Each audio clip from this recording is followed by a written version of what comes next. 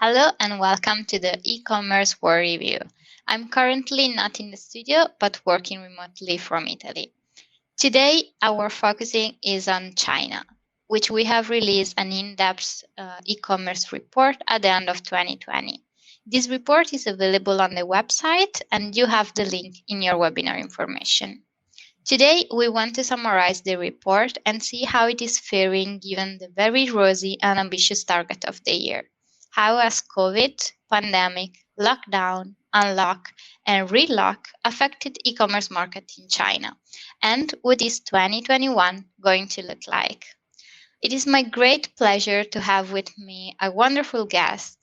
We have Paul Zhu, VP Commercial Sales and Account Services from Ascendia. So welcome, Paul. If you want to introduce yourself to our audience, explain your role in Ascendia and what Ascendia does. Hey, good morning, afternoon, everybody.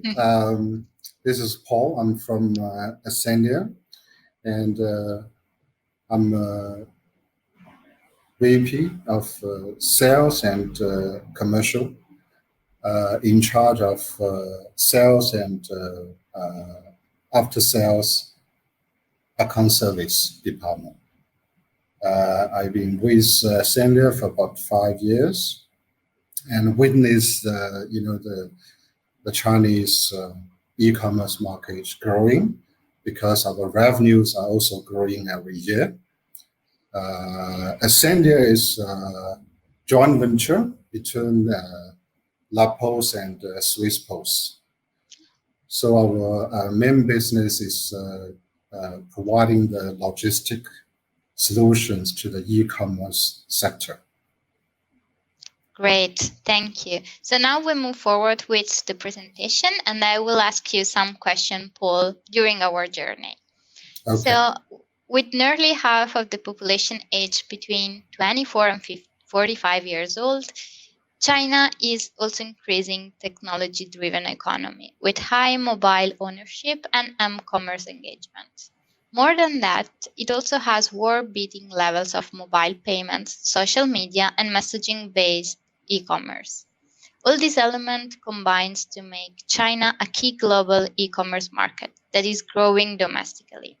In 2020, as we can see from the graph, almost 70% of internet users shopped online, with more than 700 million people using mobile to shop online. Paul, what do you see as the main characteristics that define China's e-commerce market size? Okay. Today we're talking about the e-commerce market in China is a huge topic, and also it's because of the huge market. There's a few characteristics define the size of the Chinese e-commerce market. Number one, I think is perhaps going to be three type of e-commerce operators in China. Number one is a domestic market. The domestic market, the revenue is about $1.52 trillion for the domestic market itself, and it's growing. And also we have this so-called export e-commerce market. It's doing ex-China, going to overseas, and also the import e-commerce market. And this we call it perhaps cross-border. This part, around accounting for about $0.26 trillion in 2020, and the trend for this cross-border is also increasing about 30%, over 30% year on year. The size of the China market is almost one-third of the world online retail sales. Because of this, the online sales last year is about 27, the penetration, the e-commerce against the retail in China is about 27.7%. So it's a high penetration rate. There's a few elements is supporting this kind of the growth and the size of the market. That's number one. I think it's a huge and growing buyer base with this improving infrastructure. You see, the population of the China is huge, and there's a recent policy that they have removed of this one child policy in China. So this could be increase the population even faster in the coming years. And also for the IT side, perhaps the faster deployment of a 5G network in China, and also the well developed the highway and also the high-speed train network in China. So all this infrastructure could let those a group of buyers in the remote area can reach out to those remote areas and in a fast way. And also the recent policy support. Last year in China, there's about 30 over so-called free trade zones can allow the goods made in China or made in overseas can doing the import and export. But from this year, the number count has increased to 80 over cities, which means every province, there's 30 over province in China, and every province will have perhaps one. And even for perhaps Hainan, they have created the entire province as a free trade zone, and is building up right now. And I think the other element that we are talking about is a very stable and low-cost domestic delivery network. That is important for the e-commerce because this, they need to fulfill all those orders. And in China, there's unlike to the other countries, in China you have easily select 5 to 10 domestic delivery vendors very easily. Yeah. And also for the well-developed, the online payment, mobile payment method, whether it's Alipay or WeChat Pay or the others, and of course, the event-driven e-commerce market by those platforms like Alibaba, JD, the recent Pinduoduo, PDD, just pop up very fast. They create the event like shopping event, like the perhaps Double 11 is yes. We're going to talk about it later. So yes, and also correct, and also the Double 12, and also the 618 created by JD. So all these combined together to to make this this market is very, very attractive, and for all the e-commerce operators to play in this market. But the competition is also very high. So the new entries may be felt a lot of challenge for all the new entries. Yeah, so that's this part. Hope to answer your questions. Yeah, you did. It was great. So what stands out about the Chinese market is that the most used services online are instant messaging and live stream videos. As Paul was mentioning before about payment methods, we see that the most popular payment method is a line payment, followed by credit card and debit card. More than 20% of shoppers shop directly from instant messaging feeds, such as WeChat, which has resulted in these services driving the development of mobile payment services. that work directly from these messaging apps. This embrace of m-commerce and e-commerce is also set to drive China's growth. We see that the region with the highest complaint is Guangdong. I'm sorry for the pronunciation. I'm sure Paul will help us. And the most common issue when shopping online is refund issues and delivery problems. So, Paul, what do you think have been the main problems e-shoppers encountered when shopping online? And why do you think Guangdong is the region with the highest number of complaints? Okay, I think I've been in this logistics line for so many years. Uh, and for the e-commerce, I think this is one of the most important elements is logistics, the Okay. fulfillment part. Uh, in China, perhaps uh, there's a few the delivery networks. Right now, the if you're talking about this table, that is about Mhm. 9.5%. Having the complaints for the e-shoppers is the delivery issues. Uh, we we take this cross-border e-commerce as an Mhm. example, right?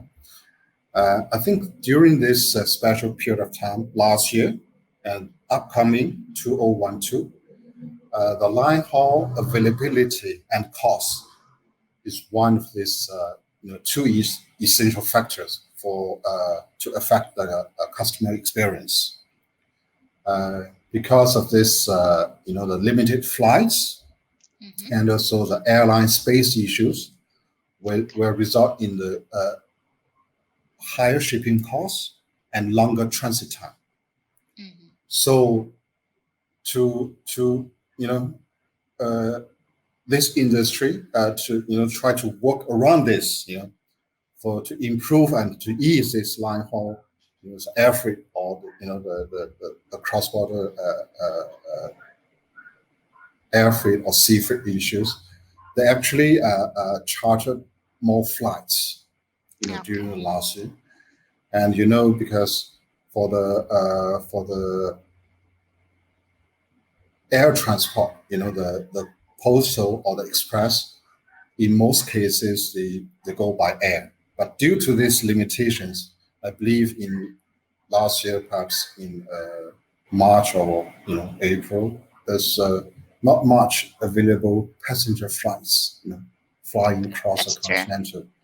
So some of the the operators and thinking about this cross-region rails, railways, Mhm. service, and even a sea and land service, road freighter service to resolve these issues. Although the transit time can be much longer than the air freight, but during this special period of time, then it will serve the industry, make this industry going, right? Okay.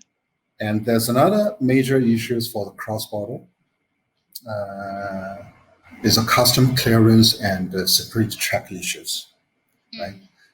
Mm. Some of the government, may change the policy given, a period of time. Like, for example, in Europe, there's, ICS2 is coming for the security check, and there's the VAT issues in Europe in the upcoming July, right? And will also affect this cross border. But for the inbound to China, uh, perhaps the sellers, particular in Europe, may not know that if for the import into China market, the language issues is unique in China I see. I because see. for the majority of the European e-sellers, the main market perhaps is the USA, within the Mhm. Europe or perhaps Australia, or the other part of the world may not face this language issues. But in China, for example, the address on the shipping label and also the the custom declaration data has to be in Chinese. Okay, I So see. that creates the challenge for Yeah, the it's the a big logistic out there. challenge. Correct. And also the custom in China may need receiver ID with Mhm. matching of the name in Chinese. Mm. So for the clearance purpose.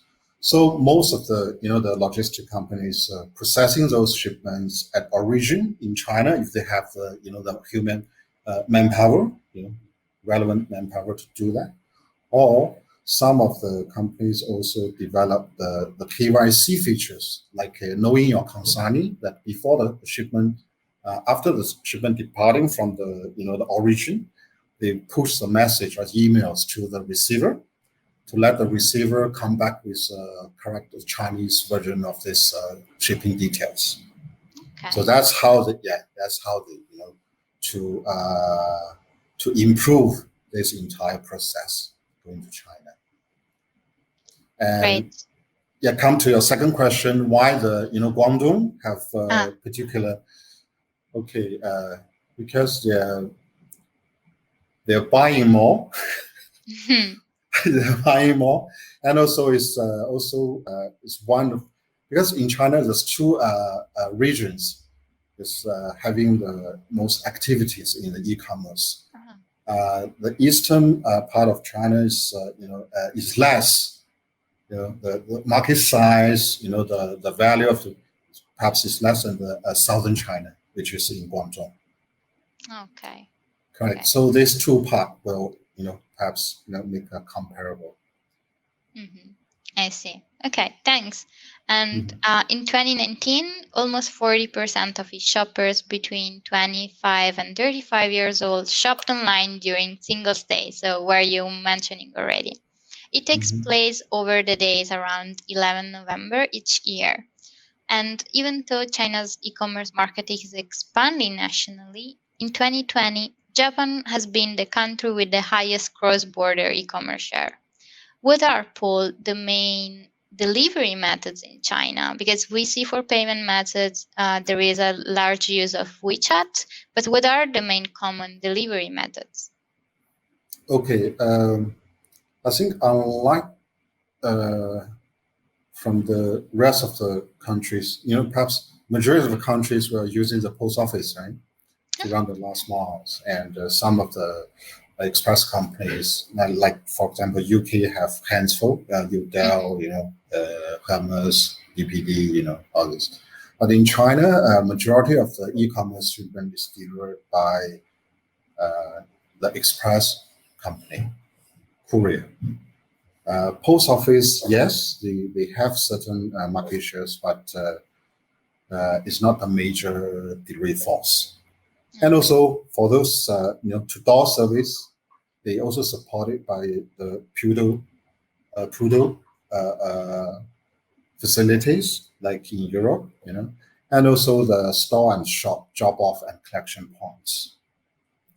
So for this is very popular in China, and uh, and also some of the logistic companies in China are also deploying the big data in the technology. Enable this smart logistic process. So which means, take for example, if you are running the fulfillment as well, if you have a big data for the uh, for the receivers or buyers, then you can pre-stock those FMCGs Mhm. near to their city where Okay. the warehouse located. So it's like to shorten the delivery time, lead time, not necessarily from the eastern part of China going to perhaps southern China, and also unmanned warehouse trucks powered by AI, and also deployed some of the pilot program in most of the top five delivery companies in China, and you can search all this from YouTube's. There's a lot of fancy short videos to Mm. introduce this, the facilities. And also the DOM development try for those remote areas like unmanned, the drone. They Uh-huh. start to use deploy this as well. Okay. That's Yeah, that's really technologically advanced. So really yeah. interesting. This started already, and of course some the regulations has to be Mhm. passed as well. Okay. And we see that the main reason for Chinese to shop online is because of product quality, followed by discounts and promotion. But Paul, what are the main trends or threats you see among Chinese consumers? So how can a retailer gaining their importance among Chinese consumers?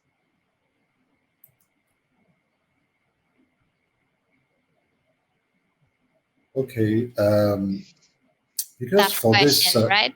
yeah, the French marketing you mentioned about, or the Mhm. okay, because in China, the most popular social media is WeChat. So Yeah. in the on the WeChat, there's a feature called moment feature.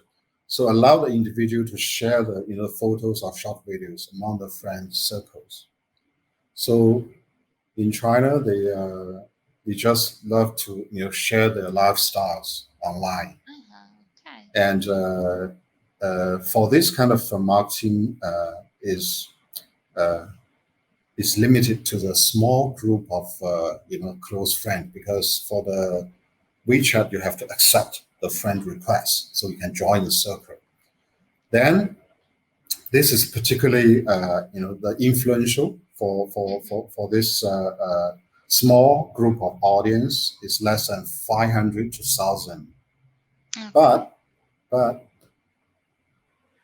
if you leverage on this, perhaps the message or the products or the perhaps shopping website, right? And if you share it by one, then gonna be one to few, then to many, Sure. because this is a track. This the way that the messaging are spread, and create a brand awareness, and also the boost the revenue for these products as well. Because of this kind of strategy, they they can build this trust very easy, easier than the rest of the promoting message, the message, and also perhaps the uh, higher advertisement ROIs. You may not need to invest a lot to get these revenues to convert to the actual revenue online. Yeah. Okay, yeah, we see in all the reports we write during the year that trust and personalization is always the key to get in touch with consumers and to take care of them. So it is interesting to see how also in China it works very well. Thank you for your insights.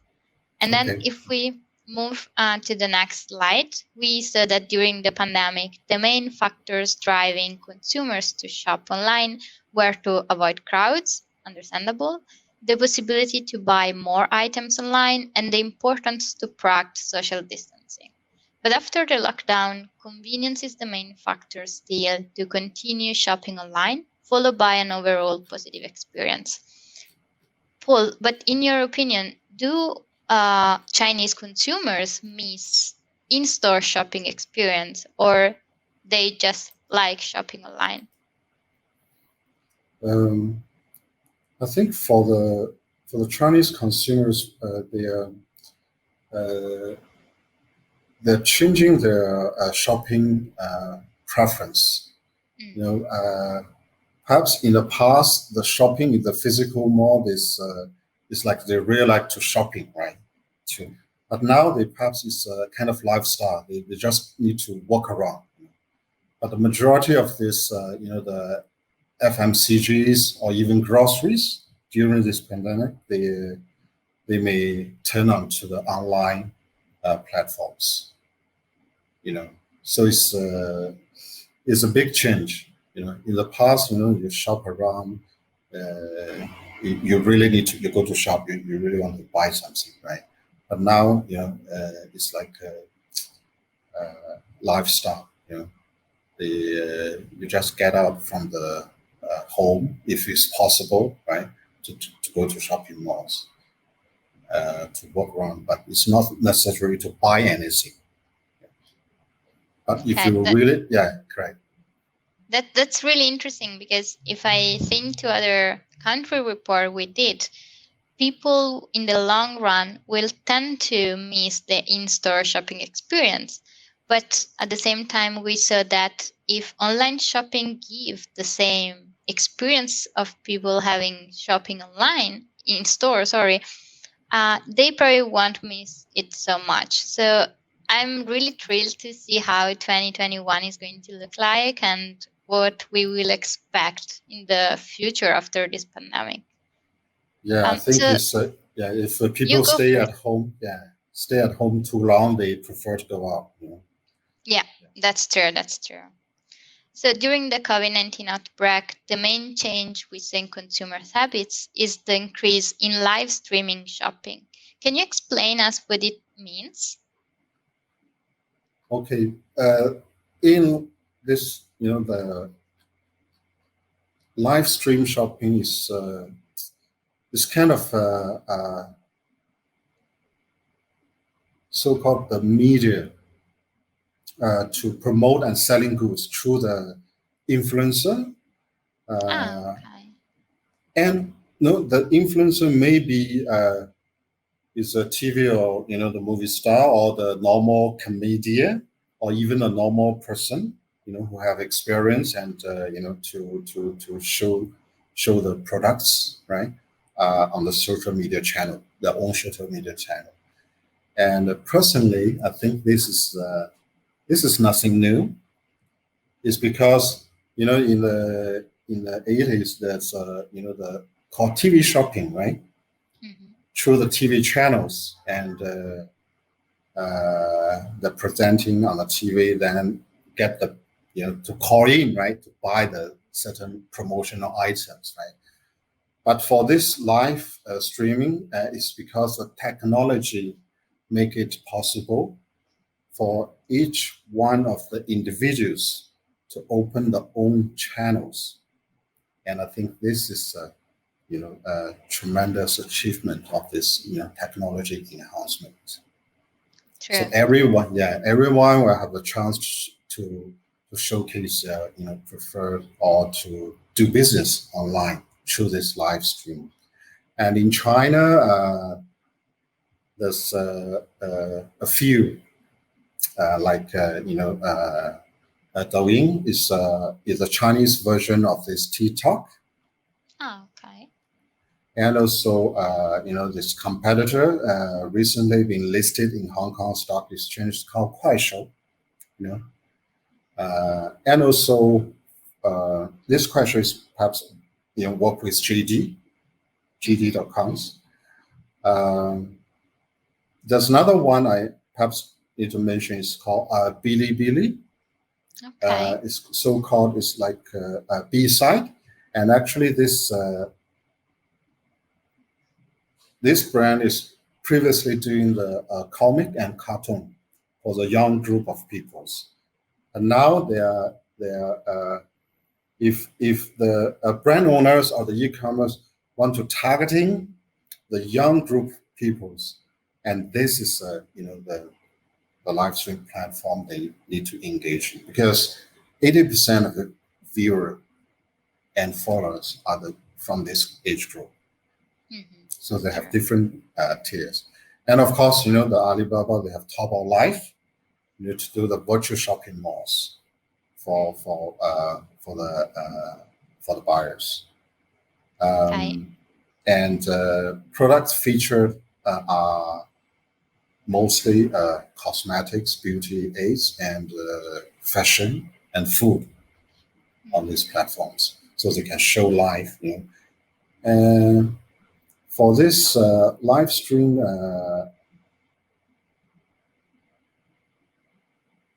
is also the way that can the brand can gain awareness and also for the small and medium-sized companies who sell.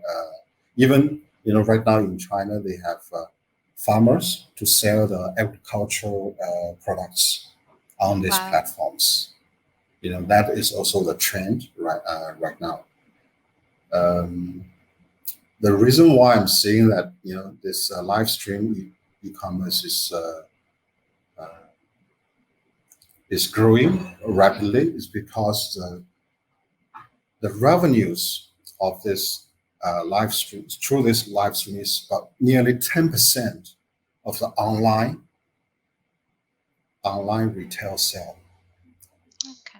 and is almost 100% increase against comparing 2019 and 2020 increment.